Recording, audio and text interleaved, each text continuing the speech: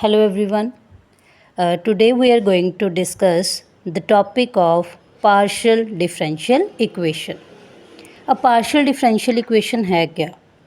कोई भी differential equation जिसमें हमारे पास किसी भी फंक्शन का पार्शियल डेरिवेटिव पड़ा हो, एक ऐसी डिफरेंशियल इक्वेशन जो किसी भी फंक्शन के पार्शियल डेरिवेटिव को कंटेन करे हैविंग टू और मोर इंडिपेंडेंट वेरिएबल्स, उसको हम क्या बोलेंगे? Partial differential equation. For example, अगर हम इस रिलेशन को देखें तो इसमें हमारे पास क्या है? y into curly Z by curly x plus x into curly Z by curly y is equal to 0.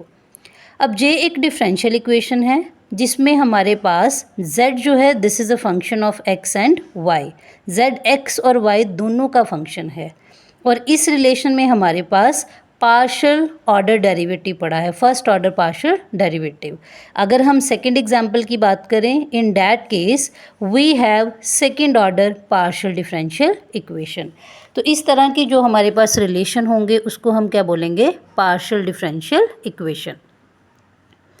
अब हमारे पास जो z का with respect to x y जो डबल ऑर्डर डेरिवेटिव है उसको हम डिनोट कर सकते हैं. उसके लिए जो हम सिंबल्स यूज़ करेंगे that is p q r s and t. तो ये हमारे पास कुछ सिंबल है जो हम आज के क्वेश्चंस में यूज़ करेंगे to represent the first and second order partial derivative of z with respect to x and y.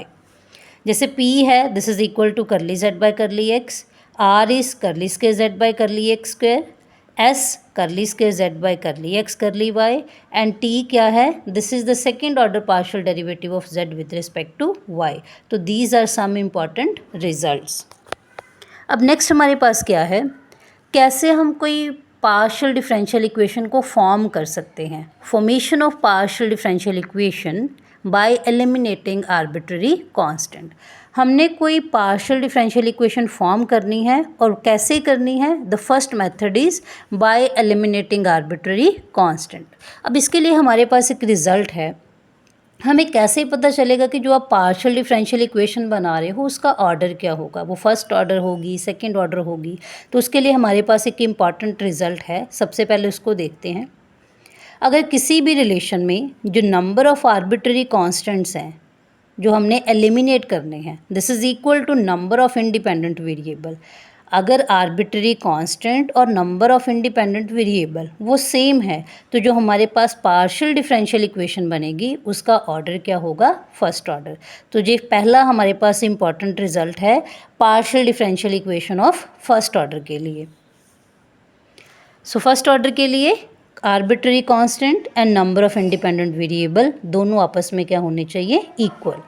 अब नेक्स्ट हमारे पास रिज़ल्ट है, अगर आर्बिट्ररी कांस्टेंट जो हमने एलिमिनेट करने हैं उसका जो नंबर है this is more then independent variable, तो जो पार्शियल डिफरेंशियल इक्वेशन हमारे पास बनेगी उसका ऑर्डर क्या होगा? सेकंड ऑर्डर और you can say higher order.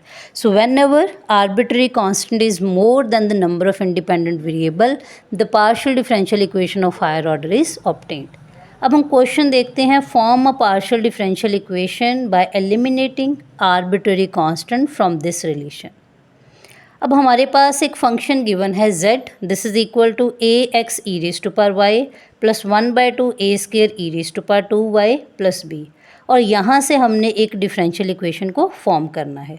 अब इस रिलेशन को अगर हम देखें इसमें x और y दो इंडिपेंडेंट वेरिएबल हैं, a एंड b दो आर्बिट्ररी कांस्टेंट हैं. अब arbitrary constant and independent variable दोनों इक्वल हैं. इसका मतलब है जो पार्शियल डिफरेंशियल इक्वेशन बनेगी उसका ऑर्डर क्या होगा? First order. तो सबसे पहले हम इक्वेशन नंबर 1 का पार्शियल डेरिवेटिव करेंगे with respect to x as well as y. तो जो फर्स्ट इक्वेशन का विद रिस्पेक्ट टू x हम डेरिवेटिव करेंगे तो हमारे पास क्या बनेगा? Curly z by curly x this is equal to a e raise to power y, x का derivative with respect to x this is equal to 1. J function independent of x है, again b is independent of x, constant है तो इसका derivative क्या बन जाएगा? 0. तो यहाँ से करली z बाई करली x को हम क्या बोलते हैं? p. तो p किसके इक्वल आ गया? a into e raise to power y. Let us mark this equation as equation number 2. अब नेक्स्ट हम बात करें, p की वैल्यू तो हमारे पास आ गई, अब हमने करना है differentiate equation number 1 partially with respect to y। अब इसका हम with respect to y derivative करेंगे तो हमारे पास क्या बनेगा, curly z by curly y, this is equal to ax as it is, the derivative of e raised to power y is same, plus 1 by 2 a square, the derivative of e raised to power 2y is same। जब हम power का derivative करेंगे तो y का derivative with respect to y 1, तो यहाँ से मेरे पास क्या बच गया 2। b again this is independent of y, constant term है तो इसका डेरिवेटिव क्या आएगा 0। तो यहाँ से क्या बना, curly z by curly y this is equal to q a x e raise to power y, 2 से 2 cancel, so we are left with a square into e raise to power 2y। तो let us mark it as equation number 3। अब equation number 2 और 3 को जब हम equate करेंगे तो मेरे पास क्या बनेगा, q is equal to a into e raise to power y, this is equal to p, so it will become p into x plus, अब a square into e raise to power 2y, इसको आप कैसे लिख सकते हो, a into e raise to power y whole square, a into e raise to power y this is equal to p, so it will become p square. So q is equal to px plus p square, this is the required partial differential equation। अब इसमें हमारे पास कोई भी arbitrary constant नहीं है, a और b both have been eliminated।